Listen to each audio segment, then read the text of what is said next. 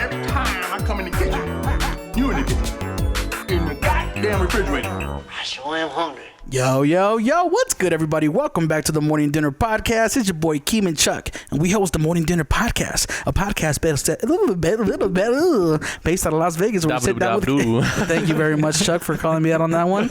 We host a podcast based out of Las Vegas where we sit down and have conversations with creatives, entrepreneurs, and hustlers. And today we got Karlos Farrar in the house. Yes. What's up? I'm finally on the show. And let me just say, it's Karlos with a K. Yes, it is. Real quick, Karlos, can you let the people know who are tuning in, who you are, and what you do? I am Karlos Farrar, a R&B recording artist from Detroit, Michigan. Currently living in Las Vegas, Nevada. Detroit, Michigan. Oh, and I act also. Oh, part-time actor? Yeah. Around what time did you end up moving to Vegas? When I was 18 years old. Actually 17, turning 18, yeah. So you lived in Detroit that whole entire time? Yeah, I lived in Detroit up until, back and forth. My dad was in the Air Force, so lived in the Philippines till I was 4. Moved back to Detroit. Moved to South Carolina when I was in 6th grade. Didn't work out. Moved back to Detroit. Stayed in Detroit until I was 17. Then moved out west.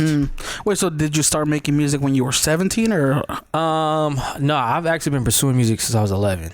Like that's when I knew when I started. Wait! I gotta ask because I always hear people say like, "I've been singing since I was 4 or 5." Yeah. But when did it really start for you? 11. 11 years old. 11 when I really started. Yeah. It wasn't even like you were singing in the shower and your mom was like, "Hey, nah. That's when I like started doing talent shows around the city and like. That's when you knew. Yeah. This is what I wanted to do. Yeah. What triggered that? To be honest with you, my dad was an artist. Like a recording artist, or? Yeah, I mean, like, independent. So like he would do that part time, and I kind of got, drawn to the recording process watching him. That's how I like really got into songwriting, because he would always hype me up. He's like, "Yeah, you write good songs." My songs were terrible, bro. The worst songs ever. But he'd hype me up like, "Yo, man, you got the gift." Shout out to Dad. You know how dads are. Yeah, you got it, man. Hey, I like you. I'm your dad. I wouldn't lie to you. Yeah, biased. So like from there, I just kept songwriting and like the recording process. I'm like, this is pretty fun. Like I could do this like forever. Even if it was just that part of it. So. Yeah, 11 is definitely. So you're kind of known right now for doing not only singing, songwriting, but you perform on stage too, right? Like you do do your little dance moves. Yeah, and you're entertaining. Damn, he said little dance. Bro, that's what if anybody's watching the video and they're watching me, I do a little dance move. You know what I'm saying?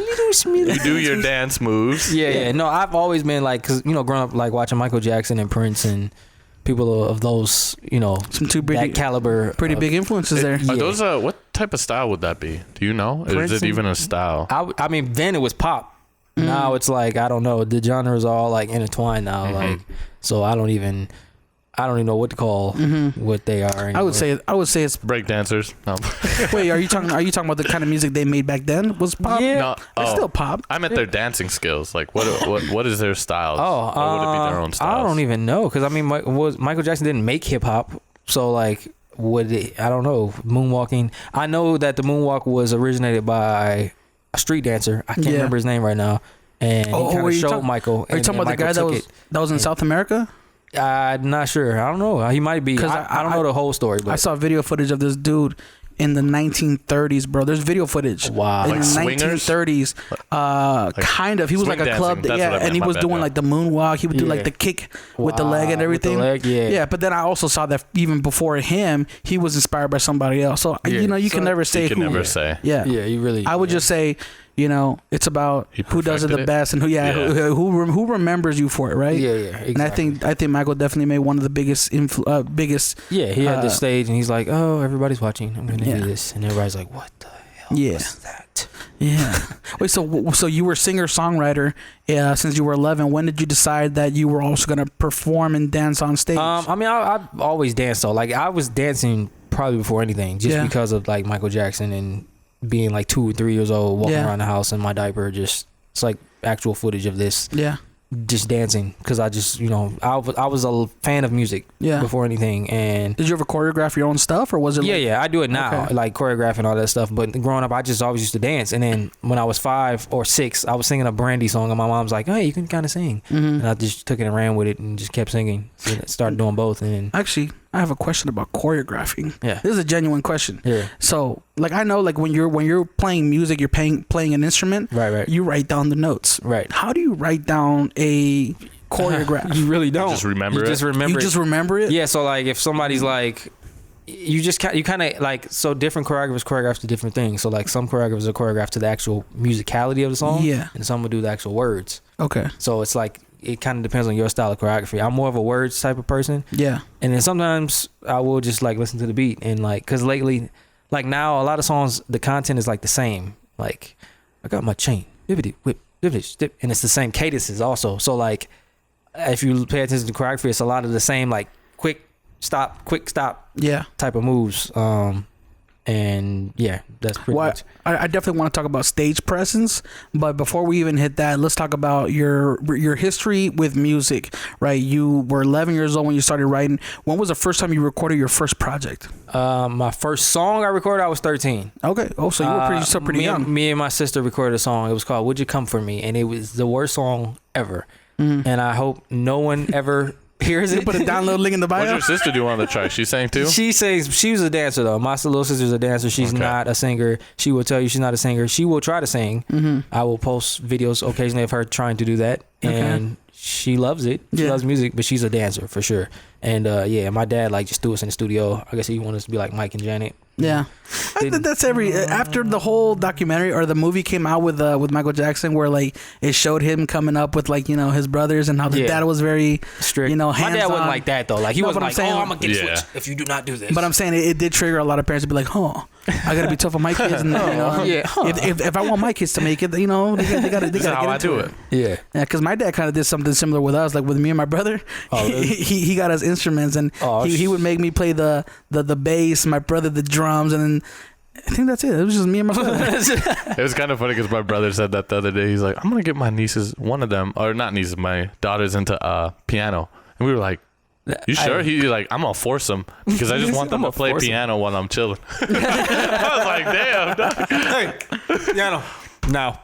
So what you do is when they're young, you teach them the value of money, and then you take it away, and you go, if you have a skill, I'll give you the money. Yeah. No, but yeah, he would just sit us down and like, okay, well, he would teach us these songs, and then we would just practice them over and over again. But the thing is, like, our heart wasn't really in it, right? Yeah. And it's not something that you can have a kid. Yeah, that's what I do with my kids. Like, I don't force them. Like, they have to genuinely like. I almost don't even want them to be in music now because it's like because you know how hard it can be. Rough. Like it's a weird realm. It's a up and down roller coaster. It's a lot of heartache and like suffering. Anybody who's in like anything like photography, creative knows this. Like it's just so it's kind of like a bittersweet thing. Like, oh, that's nice that you like to sing, but God, just go. Wait, to college. so you don't just record an album and then you just go on tour? It doesn't work that way? No, it does not. I was being sarcastic, but real quick, can you talk about the struggles of being an artist? Well, it's just so different now. Like back in the day, I feel like with everything that I've done now, if it was 10 years ago, I probably would have a record deal and be signed. Like because of just the people I've brushed elbows with or open with. Right. But it's so oversaturated now. Like everybody, it's like you do something and somebody else can do it. You know what I mean? Like. It's I've opened for Usher and Trey Songz. Like that's probably for me the biggest. I've opened for Nicki Minaj too. Those three people are probably like the three biggest people I've opened for. Yeah. And let's talk about it didn't get me the like what I thought would happen didn't happen. You know what I mean? It's still an accomplishment to me. You know what I mean? And it's something that I'm proud of. But the result of what I wanted to come from it didn't happen yet. You know what I mean? So it's like. And if that was 10 years ago, it'd probably be different. Right. But how many other people have probably opened for Usher and you know what I mean? DJs who open. You know what I'm saying? Like it's like see, a lot of people think that like as soon as you quote unquote brush elbows with somebody, then the stardom just comes and it hits you, right? Nah, you got to build those relationships. And even if after you build the relationships with some people, it just doesn't happen that way. You know what I mean? Mm-hmm. It's just a lot of competition, and it's just a lot of who you know, right? Yeah, and they have to genuinely believe in you and be like, all right, I want to invest in you, or you know what I mean? It's different now, man. Like everything is different now. It's just crazy. Well, you've been in this game for a while now too. What would you say separates you from an artist who's coming up nowadays? I genuinely love to do music. Like that's just like it's a piece of me. It's a part of me. You know what I mean? Like I don't it's not something I'm trying to do or doing for clout or any of that. I enjoy, people paying attention. Like, obviously you want your stuff to be acknowledged, but like, I don't do it for those reasons. And I do feel like a lot of times now that's what people are doing it for. Right. That's just my personal opinion. I mean, I could be wrong, but it does seem like it's unauthentic now. Like, I seen an interview where it was a few artists, I'm not gonna say any names, that are popular now, and they're like, I just do it for the money. I don't care about is the money. And I'm like, that's not what it's about. You know what I mean? You know what I mean? Like, it's not, you know what I mean? And it's disappointing, but the youth, they're watching that and they're like, yeah, it's all about the money. Like, right. Well, that's half the music that comes out nowadays, right? It's talking about the glorifications of the, partying and spending money. And that's cool. Like, that's fun. Like, that's part of life. Like, we like to, when you got it, it's nice to spend it and have fun. And, we're in Vegas, so we see that stuff all the time. But it has to be a balance. You know what I mean? Right. You got to put out real music that people can connect to and go through also, and then put out the fun stuff. Like, that's what I try to do. Right. I don't try to just keep it one. Everything is like the same. Like, oh, party. Yeah, there's a balance. For sure. well, then, and that if we're touching this subject, let's talk about this. What do you think about the culture of creating music that is going to, like, you're creating music not for the passion of it, but because it's what people want to listen to, and that it's gonna sell, right? So you're like almost creating this like this temporary brand. Yeah, of it's like you trying to be somebody you're not almost. Because let me relate it to, like, there's a lot of YouTubers or content creators who are not only in like the photography or video aspect, but there's a bunch of multiple different industries that they could be in, but they make videos that are kind of like clickbaity, and they're also very top 5 ways to make money on YouTube. Top 5 lenses for Canon cameras, but they're not really giving you any useful knowledge. They're just going for what they know people are searching. So it's almost like a clickbaity thing, where it's like, I just want you to stay watching my content, consuming it as much as you can, without it actually meaning anything. So how in the music industry, when you have artists who are creating music strictly for the money, do you think that kind of plays a part, where even if you're for the artistry, you should also be creating music that is going to sell? Yeah, I mean, that all, I think that trickles down to like artists that are signed, because I mean, they have to sell records in order to stay signed, you know what I mean? So that pressure for them is there, you know what I mean?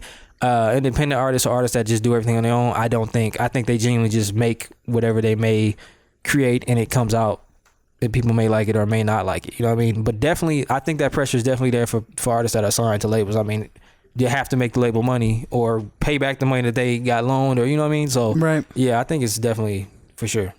So you're talking about labels, when an artist signs to a label, it's usually a trade of like, I'll give you the music, you guys give me the promotion for it, right? Yeah.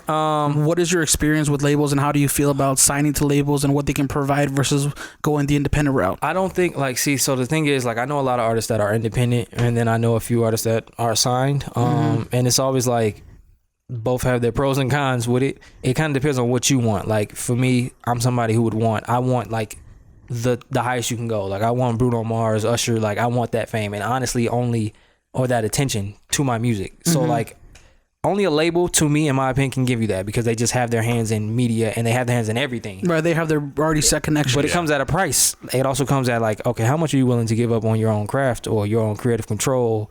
And some people aren't willing to give up all that. You know what I mean? I'm not willing to give up on it, but I'm willing to compromise. Right. You know what I mean? So there has to be a compromise. Some people don't want to compromise at all. I'll let you guys get one revision. Y'all can make your critiques, and I'll give you one revision. It also means like how popping you are. Like, some people are so popping that they don't need a label. So when a label comes to them, they can negotiate things like that. Like, okay, well, I want full creative control, and you guys can have control over this, or you know what I mean, or this, or I'll take your input with certain things. So you're saying the artists like Bruno Mars don't have full creative control over their music? Bruno Mars would definitely be somebody that has full control of his music. Yeah, I think Bruno, for sure. But how does that happen? Because to get as big as he did, would he have needed to sign, or did he sign to a record label? And then see, Bruno Mars is also a songwriter, so it's different for like people like Neo, Bruno Mars. What's my man that just came out? He sang on that Wiz Khalifa song. It's been a long day. Just in the wrong person, bro. I don't keep up with music. I don't either. Usher? I can't think of his name, but it's like it's a new show coming out also on like NBC called Songwriter, and like basically all the people. All the songwriters that are like behind the scenes that are, you know what I mean, like writing for everybody else, they're basically like giving other songwriters the opportunity to get exposure. But basically, when you're a songwriter, you get signed to like publishing deals. So like if a label signed me as a songwriter, I'd be that label songwriter for their artist. So if Beyonce's on that label, then I automatically have access to Beyonce to submit a song to her. Right. Oh, wow. Rather than That's crazy. Rather than And then if somebody's so if somebody signed to a label as a songwriter and then I'm songwriter, I'm not signing anything, they're obviously gonna have the one up on me. Right. They're working. So you're day. telling me these major artists don't write their own songs? Not all of them. You know what I mean? I mean, they have help. You have to have help though. Like Right. that's one thing I learned as a songwriter. Like, and with my career, like I work with 2 songwriters, Kendall Brown and Marcus White, and you know I trust them, and they get me, and we have that chemistry when we write. You know what I mean? So, you definitely need a team though. Like you can't do everything by yourself. That's just not that's not realistic. And even having that mindset is like failure. You know what I mean? Right. Like you have to have a strong, solid team that believes in the vision, and you know what I mean. You kind of go from there. Right. But yes, no. I mean, it's kind of crazy because like going back to like signing to a more higher scale record label and whatnot. Like I've seen people like slowly step up to that plate. You know what I mean? Like so like I guess one person is Danny Brown. He got signed by Fool's Gold Records, which is A-Track's label, and I forgot the other guy, Nick something, but he started from there, and now I think he's signed by Universal or something like that. Would you ever take like a step like that? Maybe like find like a record label like maybe that's a little bit low key. You know what I mean? But they for sure can get you decent amount of shows, agencies, whatever. Yeah, that's kind of where it starts. Like you kind of want to start out like that, and a lot of artists are going that route. I already have my own label, so the goal for me really, and I have like a body of work out. So the goal for me really is to get enough exposure to where a label's interested, and I would just do an album deal. Like that's what I'm interested in. Just one album deal, the label get me, you know what I'm saying? They tell me what they can do for me, and I don't even mind giving the rights to my album, for that album, to that label. All right, so it's essentially like a freelance basis. Basically, but they're giving me that exposure. So all the work that I've done, I own creative control over everything. They don't have any access to that. That's all me. All those streams and the royalties from that everybody's going to see now because they're pushing this album. But all my other body of work that people may not know, they're also discovering at the same time. So to them, it's all new. Everything's new. Right. You know what I mean? So, but the thing with that, you're not exclusive to that label. I'm still, but just for an album deal. Just for the album, right? Not so after the album, if after the album deal, we can renegotiate maybe a 5-album deal or 4-album, depending on what we what we all come to. But that's what I would want to start off, rather than just sign to a label. You know what I mean? Because you can sign to a label, and then they instantly sign somebody like 2 days later, like, oh yeah, well now you're not priority, so you're gonna just sit and record all this music that you can't put out because we're paying for these producers and these engineers, so that's our music. So you're recording, you're wasting time. Like you're being creative, but you're not getting to show people. You know what I mean? Right. Like because it comes at a cost. Yeah, it's a lot of artists that have been out for years, but they're just now coming out, and you're just like, wow, where in the hell have you been? Give me an example. Big Sean, he was signed in 2006. He didn't come out to 2010. Right. Like that's 4 years. So he was ghostwriting for other people. Yeah, he worked for he was working on Kanye's album and stuff like that. He was busy. Like some people are so talented that you want to use them. You know what I mean? You don't want to just sit. But like there are a few artists that sit. You know what I mean? Yeah, there's a few artists that just sit for a while. How does something like that work? I don't know if you can explain this to me or if you're even able to. But this is just a question that popped in my head. Is like, let's say, you know, I want to record a song, right? But you write it, and then the studio engineer, you know, everybody's doing it for free because none of us have money, whatever the case, right? Right. But we agree, okay, 15%, 25%. How does that get distributed? Like, let's say you get 100 million streams, or I get 100 million streams on that song on Spotify. Yeah. How does that get distributed? Usually you have a song split sheet, so. You have the publishing side of things, and then you have the songwriter side of things. It's usually 200%. So you have, if me and you write a song together, we'd split it 50-50. Now, if the artist is singing it, essentially they don't own any of it. Right. They're just singing it. You know what I mean? It's that like I don't really know how to explain. But it. if it's Beyonce, do you think she'd probably take most of the? She would have that clout and that. She's in a position where she could work on that, but Beyonce would probably just buy it outright. That's the thing. So like she would be like, "How much do you want for this song?" We'd be like, "Oh, like instead of giving you $200,000, all right, here, now it's mine. Now she owns the song." Well, yeah, because she knows with her cloud. Yeah, you know what I'm saying. So if you're smart, you actually don't even want that. You want to be like, "All right, can I get royalties credits, and can I get 5% royalties or 10%?" You negotiate the royalties on it because that's a continuous. Every time she performs it, every time it's played on the radio, you're getting more money. You kind of just talked about it. There's different kinds of rights too, also, right? There's like there's performing, right? Yeah, you got performing rights. You can like get paid for somebody performing your song. You can get paid for performing your own song. Yeah, it's crazy now, That's bro. crazy. Like, so I'm through BMI, so they track everything. BMI and ASCAP, right? Yeah. Which is, explain to the people who are listening what BMI and ASCAP is. BMI and ASCAP are basically like their company. They're not copyrights. They're like I'm a songwriter, so I'm through my publishing company is through BMI, and my songwriting is through BMI. Karlos Farrar Music, and then Karlos Farrar, like my name. My songwriting name is Karlos Farrar, and then my publishing, all my music goes through Karlos Farrar Music, and then Undertaker Entertainment.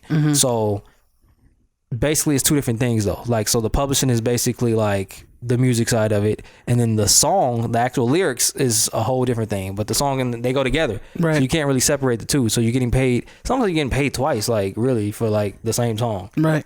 If you own both sides of it. But BMI keeps track of all that information, right? Yeah, they're tracking it. Like, all the analytics. If it's played on YouTube, right. Like if you notice, some people don't like if I did a dance cover or a cover and YouTube takes it down, that's their company. Yep. I'll say this. Yeah. I'll say this, and I'll let the people know right now. I shot a music video for Karlos Farrar. I tried to upload it to my YouTube channel. They hit me with a copyright strike. they will. It's serious. But that's the thing. Like me personally. Yeah, you don't. I don't. Yeah, I do like the third party. Yeah. I do like the third party. Like on my thing, I always make sure that people can, if they want to use it, then they can use it as long as I can advertise. Because I get paid for those advertisements if they decide to upload or do whatever. You know what I mean? Some people are just like, no, altogether, which is kind of weird to me, but I guess I don't know the backstory. I guess if they have all that clout. Yeah, I don't know the backstory on that, on why they necessarily do that. And one thing too, can you explain a little bit about royalties as well? Like what that is? Royalties is basically like, so if your song is picked up on a TV show, if somebody does a cover of your song, like it's so many different things. Most people try to get like, I would like if I got my song placed on like VH1 Love and Hip Hop, every time that show is ran, Love and Hip Hop is ran a lot on VH1 every day. So if that's played, like you're getting those royalties every time. So it can be a certain amount. Let's just say $20. I know that's really low. Yeah, I don't know. I don't necessarily know. Unfortunately, I haven't had a song placement on television yet, so I'm not really sure like how it works for that. But yeah, like it'll be like a percentage, and then it just builds and builds and builds quarterly. So you get paid quarterly with royalties. You don't get paid like every 2 weeks or month to month. So it's first quarter, second quarter, third quarter, fourth quarter. I just got a royalty check like for second quarter, I think. And second. Does it tell you where everything was played at? It's like, oh, yeah, it was it does. played They'll at send this you like a whole. station, Well, you can whatever. check. You can sign onto your account and actually see all that. That's It'd be crazy if like, oh, Little Billy tried to perform this song at the talent show. And we took that shit down. So we charged him 150. Here's 25. That'd be crazy, man. And one more thing, ASCAP and BMI are the same thing. They're just two different companies. But they do the same thing. Yeah. Okay. Yeah, I prefer BMI. I don't even know why I prefer BMI. I think because the majority of people that I'm familiar with go through BMI. But ASCAP is just as good as BMI. Because I've seen it before. Like venues get charged ASCAP fees and BMI fees. Like just the DJ music, you have to pay those. Yeah, they'll track. Yeah, they're tracking all that. Like, they're tracking everything. It's crazy, man. And you kind of hit on it too right now when you mentioned the royalty checks, and you were just hanging out and you got a check all of a sudden for your music, right? Yeah. What do you think? Why do you think it's important for an artist to have different avenues of income, and what different avenues of income have you found to be like, good for your career? Definitely the songwriting, and like, so a lot of people don't even like know, like if you're through BMI ASCAP and you write a song or a feature, like once you put that through the system, like they're tracking it no matter what. So now you have streaming, like, so you're getting paid for streams. Not only are you getting paid for the streaming part of it, like, so I'm through TuneCore. Like I use TuneCore to distribute my music. Yeah. So I get a check from them. That's month to month. And then you have the BMI who's tracking who actually did the work on it. So as an artist, you have to like separate the two. Like that's what they do. They separate the two. So Karlos Farrar as an artist, I'm getting royalty. I'm getting basically streaming checks from the music that's out. But Karlos, the songwriter, is getting paid also for what I wrote. What Karlos Farrar is singing. So if I wrote a song for like the Trail Boys, or, you know what I mean, like their stuff. Some of their stuff, me and Marcus wrote stuff for them. Right. So if it's out and it's streaming, they're gonna get paid too, but we're gonna get paid also. You know what I'm saying? So it's like getting paid twice almost. Like it's definitely smart to just sign up one of those. It's kind of pricey at first. I think it's like $300 or something to start a publishing account. I think it's free for the songwriting account. But the publishing is what you really want to do because as a publisher, it's saying that you're a songwriter. Right. You're an actual publish music, like your own lyrics, basically. Right. So Well, there's also different other avenues, even aside from like streaming or people downloading your music. There's you getting paid to do shows. There's you selling your like physical copies of your CD, right? There's that actually counts too now. They actually a venue can report, like if you do a concert, like I did the Ice Cream Man tour in 2016, and I sold copies of my CD, but we reported that to SoundScan, so those counted towards album sales. Okay. Oh, So damn. they have a person that reaches out to the venue. How many copies did this person sell? Did such and such sell this night? They get the date and the time and all that stuff, and then the venue confirms it, and then they add it into the sales. Oh wow. Yeah, so like it's a lot. That's of something that you gotta manually take care of too, because it's not like that's like my manager took care of that, but like a lot of people, like labels, do that. So like if and this is also a thing, like you don't even necessarily have to sell the CD. Like if 10,000 people came to that venue and 10,000 CDs were given away, then those are 10,000 sales. Oh wow. Right. What? So that wouldn't have to count as you don't have to get money for it. No. You just have to report it. No, because there's no That's way to really crazy. prove like, well, okay, so how much you sell the CD for? We sold it for $10, or we sold it for $5. There's no way to prove really what did I really sell? You know what I mean? Like what did I sell? You know what I mean? Like so really you can just give it away and tell them you sold it for $10, and how they gonna know? How they gonna confirm that? There's so many ways to. What if you the Illuminati's swear? gonna get me right now. So what if you swear? Yeah, I like swear to God. then that No, shit it's would just secret ways to tracked. get around stuff. Bro. Like, yeah, I know. You're putting cash in a box, but I'm saying like the Illuminati's coming for me right now. yeah, I know. Be careful, bro. Well, there's many ways that people can manipulate numbers too. Like there's what's it called?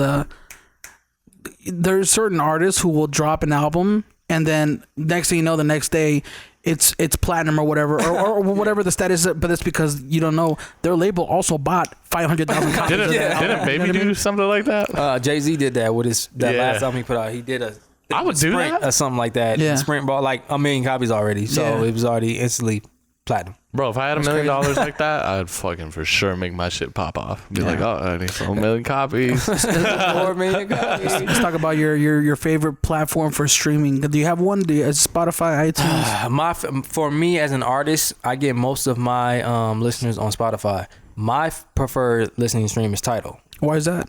I just like the setup, bro. I don't know. It's also like for me, it's black owned, so I like to support black businesses. Are they gonna say that? It's not all the way black owned anymore. I was like, that piff. It's not. Jay-Z sold like shares and it's split up and stuff now, but when Yeah. he first started, he was the full 100% owner. But Yeah. I just kind of grew to it, and They also pay you more per stream, right? they do pay you more per stream. But the catch to that is not many people are on Tidal, so Yeah. it's like Yeah. more people on Spotify. Spotify pays the least, and more people listen to Spotify than anything. Yeah. What do you think it's gonna take for Tidal to kind of like compete with Spotify? I have no idea, bro. Have it pre-installed to every iPhone that comes out? Yeah, I'm like really thinking about that. Like, because a lot of people don't even know about Tidal. They're like, what the hell is Tidal, bro? Like, Come up on the microphone real listening to quick. Apple Music.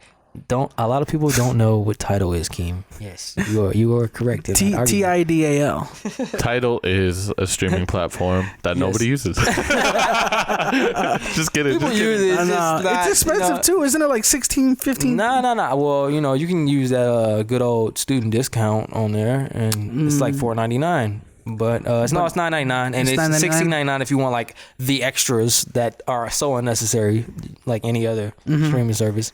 But then Spotify's like free, Yeah. completely. Well, So, it's free with commercials, you know? Yeah, You'd fuck be that. surprised how much people are willing to give up, right? other commercials. I Like, gave bro, up $10. I'm not gonna lie. I hate commercials. gonna- give me $10. I'm not gonna lie. You know how YouTube like is free, right? Recently, bro, those commercials have been getting to me where I'm like, okay, it's only $15 a month. Wait. Right. Do you watch it on your phone though? Yeah. Okay, that's why. Yeah, Because I on watch my on my phone. desktop, and if you use ad blocker, Yeah. it blocks all ads. Yep. So I haven't seen an ad for like 3 years. Even now, I'll say, anybody out there, we have a link in our bio for a browser called Brave Browser. They do the same thing. It's the same. It's built in, so you don't even have to install anything. If you go on YouTube, there's no ads, and you can opt into ads from the browser itself, and it'll pay you out in cryptocurrency. Wow. Yeah. Wow. I've already so made tight. I've already made 25 cents. Hey man, I could have been watching those ads for free. A whole 25. I don't watch that many ads either. See, I think that's the future, is like when they're gonna start integrating something where everybody gets paid. Because I think we always talk about that platform. Yes. It's called like Stream. What is it called? Stream it. Steam it. Yeah, Steam it. It's called like Steam it. So everybody in this platform gets paid, to whoever posts content, whoever comments, whoever gets like a like. Like people can pay, so everybody's making money. Wow. Which is kind of weird and different, but it's kind of tight at the same time, because we always find a way to talk about Bitcoin in our episodes. But I will say this too: imagine a world, Carlos, one day where somebody can listen to your song. Even if it's for free on a free Spotify account, you will get paid based on the percentage that they listen to it, right? Or they're on YouTube watching your videos. They don't know it, but they're paying you fractions of a penny for every second that they watch, right? And they don't notice it because if they spend all day, 24 hours a day watching YouTube videos, they maybe lose like $1. You know what I mean? It's not, or 15 cents or whatever it is. But you as an artist, you will always be, paid out for those. I mean, you kind of do that though with Spotify if you pay, or you watch an ad. I was wondering how that works, because if you watch an ad, that means they're making revenue off that ad. Right, they definitely make. That's true. And then you get $10 monthly payments. That's true. But I see what you mean. Let's talk about accomplishments. Yay, this is part of the podcast. What are some accomplishments that you have reached, or milestones in your career that you have reached that you're very proud of? So like growing up, like Usher, Justin Timberlake, and Ginuwine were like the three like gods to me. Yeah, like they were like like obviously Michael Jackson and Prince and all those guys. Right, that's everybody's like. But like once I started to like navigate through life, like those guys were like my go-to guys. That's all I listened to. So I watched when they were on award shows. Right. So like opening for Usher this past year was like, for me, like the biggest thing. I was just like, wow, bro. Right. Would you open? Well, I was in Australia, so we did Brisbane and Sydney and Melbourne. Like it was just crazy. That was the time of my life. See, that's crazy to me because you would think somebody who opens for Usher, like, bro, it's like you said, you rubbed elbows, like, you know what I mean? So that's on my resume, like, I opened for Usher, and it's like, okay, so what do you got going on? What are your sales like? Right. You know what I mean? That's that whole thing. And then I tour with Ginuwine. Like Ginuwine's somebody, like he's like my big bro. So like I have a relationship with him to where, I open all his shows. If he hit, hey, you want to open the show? Yeah. You know what I mean? Right. We did a whole tour together. So like those two for me are like big accomplishments, because when you're a kid, you don't think, like, it's just crazy how stuff works out, and you're like, wow, like I'm just sitting here kicking it with Ginuwine. How was the tour life, Yeah, that's got to be crazy, man. Let's talk about it. How was it? Was it tight? Was it tour bus? I didn't have a tour bus. We actually so Ginuwine flew most of we did 26 cities. I drove to some. So like I think from Albuquerque, that's respect, bro. Albuquerque to me and my manager. Albuquerque to put in that work. El Paso, which was like a 10-hour drive. It's so much driving, like I don't even remember. Ginuwine just flying over you. I see that, bro. Hey, he's like all rested and shit for the show. I get there like an hour to go on, tired as hell. He's like, you tired? Oh no, you putting in the work, baby. This is what you got to do. I'm like, it's tight though, man. But it's also, it can be looked at as you paying your dues, and you that's what he kept saying. I was just like at like the 8th city. I'm like, oh my god, paying my dues. But we're literally performing at the same place and you flying, bro. Yeah. So, but it was a humbling and definitely an experience, like soaking up his energy and seeing his process, and then like being in different cities. Every city's different. Like traveling is always like fun because you get to see different cities' cultures. Like even in the States, like it's cool. Like El Paso, Albuquerque was one of the funnest cities I've ever been to, and I'm like, I've never heard of Albuquerque. You would have never been to my entire life. Yeah. Like, but being there, I was like, wow, this is popping. But what made it pop for you? It's just the people energy. Like they're so excited. I guess because like the smaller cities don't get a lot of. So when people come, they're like appreciative. Like Dallas was dope, but Dallas is a huge city. Right. They have like 300,000 events a year. Yeah. They're like, we see shows every day. Where's Ginuwine? Where is Ginuwine? You know what I mean? Like, but in smaller cities, they're like, oh, he got an opener. Oh, they taking pictures. They want autographs. You know what I mean? So, it was different. You know what I mean? I think was that how Australia was too? You know what? Wait, Austria or Australia? My bad. Australia. Okay. Listen, any advice to any artist?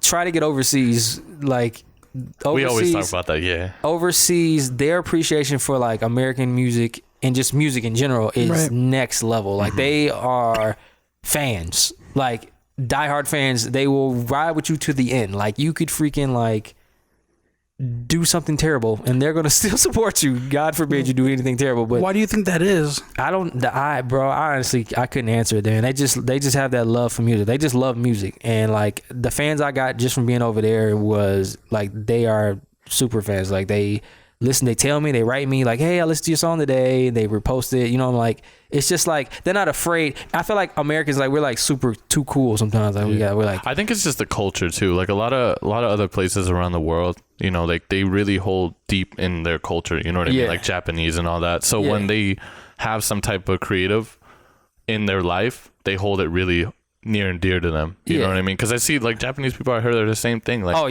they'll get super hype. But it's a cultural thing too. They're super cultural people. Even Mexico, same thing. Like I heard they really love their music out there. Yeah, listen, and Latin music is like next level. That's like the #1 stream thing in the world right now. That's why everybody's trying to do these Latin songs. Bad Bunny and stuff. Yeah, like those guys are taking off. We actually got a question on Instagram. If I can find it real quick. But so somebody essentially asks us like, would you ever collab with a Latin artist, or do you have anything in the works? Definitely. Well, part of my family is Puerto Rican, so I just don't know how to speak Spanish very well. So that's something I'm like working on. But like definitely, like I actually started working on Spanish records. They're just not good enough yet. Ever since Despacito came out, Despacito. That's crazy. How many views does that video have now? Probably like 1 billion. 2 billion, 3 billion. It's just crazy to me that you think about that video, right? Because I think about it from a videographer standpoint.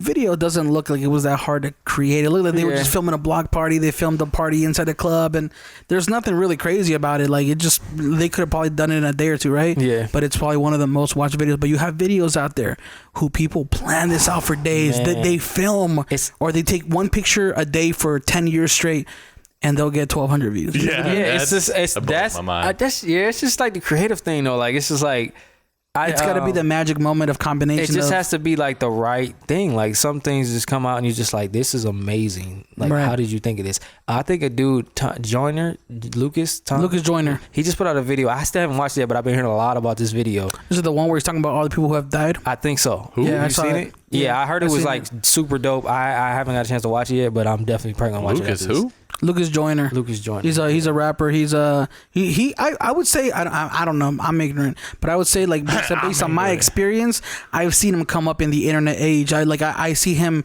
create these like viral videos on Facebook and YouTube where he had a beef with Tory Lanez not too long ago. It was a play beef. They weren't really beefing, but I don't know much about that, but I do know that the videos that he has put out have always been unique. There's always been something about it. You're like, oh damn, no one's done a video like this before. For sure. So he definitely he banks on that viral feature. But that video he did about the like he's inside of a church, right? Yeah. And he's essentially saying that like, you know, all these great artists and great musicians or people like Martin Luther King have died, but you have all these shitty people still alive. Let us trade you this person for that person. You know, let me give you Donald Trump for Selena. You know what I mean? Like kind of that kind of thing. And it's one of those things where it's gonna be controversial. Hey bro, you know what I mean? Selena again? Selena's. Anything for Selena's. Yeah, man, I'm Hispanic, bro. That's our freaking Selena's our Tupac, bro. Yeah, believe it or not. I can see that. That's our national treasure, bro. It's a national treasure. Yeah, I cried when she died too. Yeah, so, yeah. We as a people are very proud of who represents us. Yeah, and it was Selena. That was going back to culture, man. Yeah, man. You know. And then Jenny Rivera came out, you know, with her music, and people were like, wow, a woman who's, you know, confident about her body, and she's like killing it with the music, and she's making millions and all this stuff, and then, you know, she dies in a plane crash. Yeah, that was sad. Yeah, super sad. So it just seems like, so, you know, Hispanic people are definitely always looking for that representative and kind of that, you know. Yeah, there's definitely a soft spot. But yeah, man. Yeah, well, what do you have going on right now? I'm working on my album, man. I'm working on like an album and an EP. So like I've recorded like 50, 60 tracks. Ooh. And like I'm super like I'm really just in the zone where I really want it to be like super good. Like I don't want it to even be like average. I just want it to be different and like people to hear it and be like, wow, this is amazing. So like I'm really being hard on myself. I keep pushing it back. I think I have 4 solid tracks right now. I like 60? Wait, how many tracks are you making? I'm gonna do 10 for the album. Okay. I might just do an EP. I'm also gonna finally put out the Christmas EP this Christmas also. guys. So if anybody's listening that's been wanting me to do the Christmas EP, it is coming this Christmas, I promise. And the video is coming. You're gonna do a Christmas infomercial. Yeah. Music video. Merry Christmas. Top 10 hits. Yeah, so that's coming. And then I'll probably do the EP right after that, like the first quarter, like January.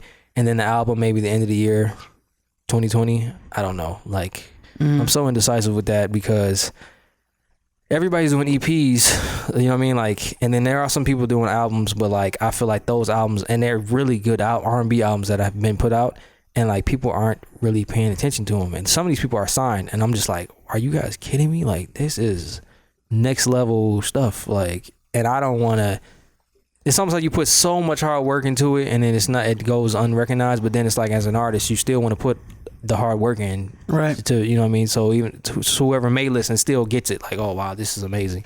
So like, it's a lot of work to do an album though. Like, it's draining mentally, physically. You have to have time away from your family. Like, you have to be in a certain creative space.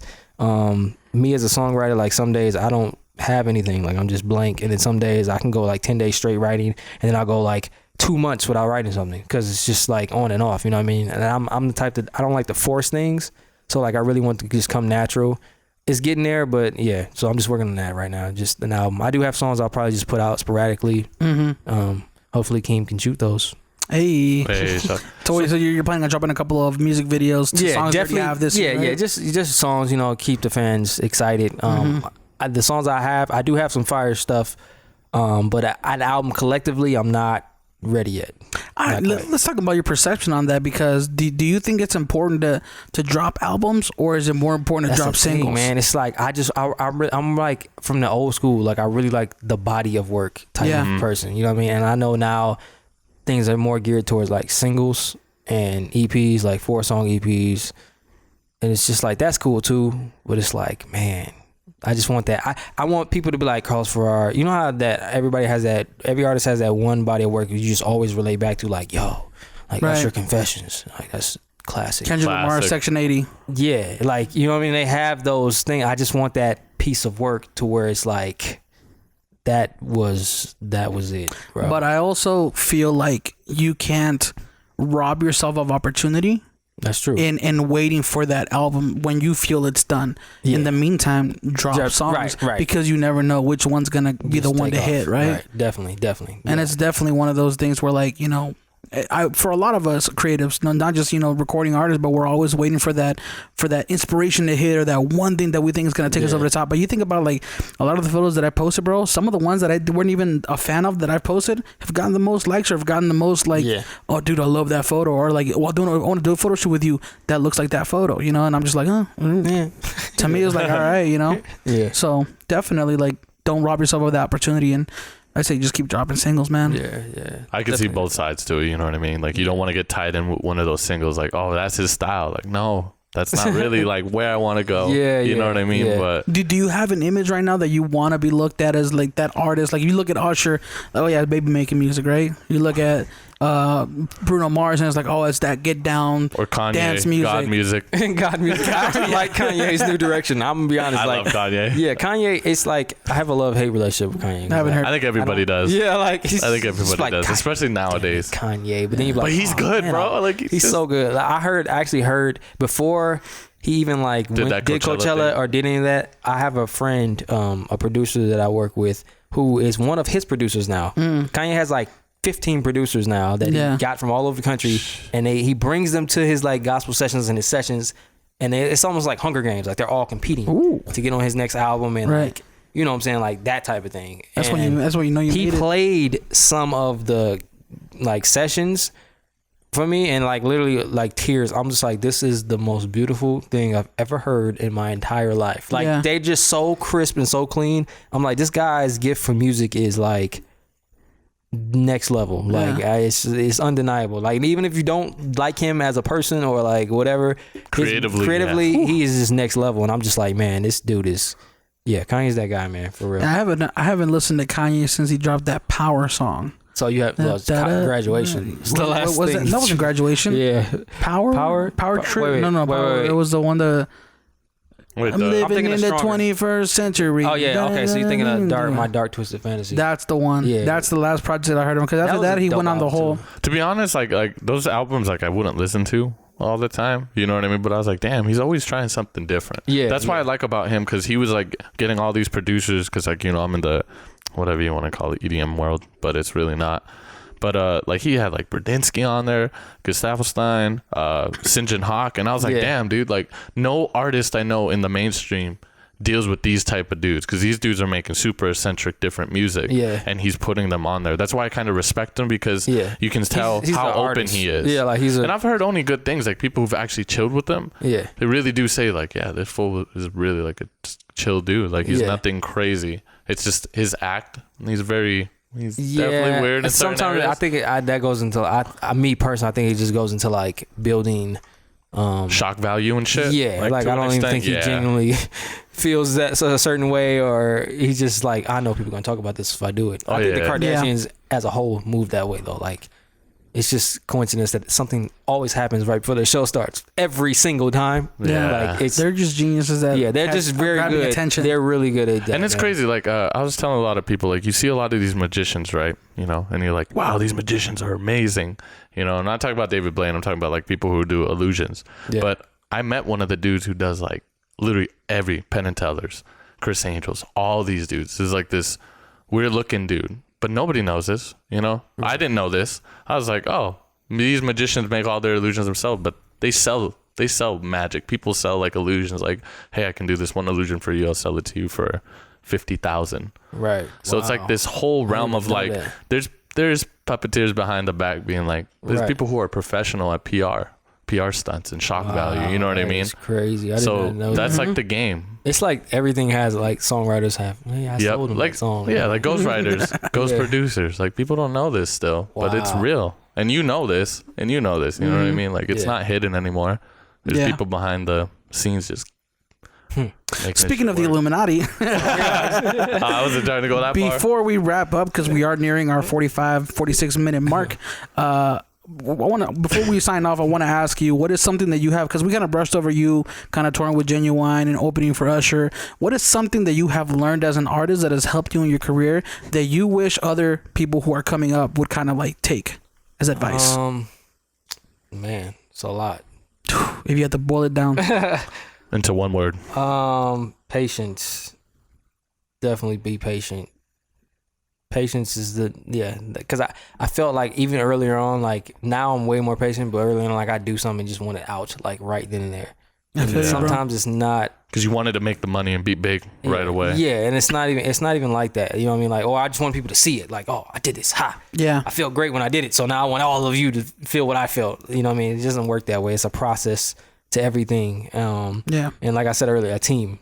Have a solid team around you, because having a weak team around you can hurt you like badly. You'd rather just not have a team at all if you're gonna have a weak team around you. So patience and having a good team around you is like the best pieces of advice I can give to upcoming artists, for sure. 100%. Yeah, every time I put a hot pocket in the microwave, I try to take it out early, bro. Patience is key. Because if you try to take it out early, it's cold in the middle, bro. It's that middle part. I do that shit all the time. I'm like, God damn it. This is not hot. Yeah, it's not a hot pocket. It's medium room. Medium room. That's a new word, bro. That's a good place to kind of knock off of it. We're gonna go ahead and put our information down in the description down below, man. Where can people follow you?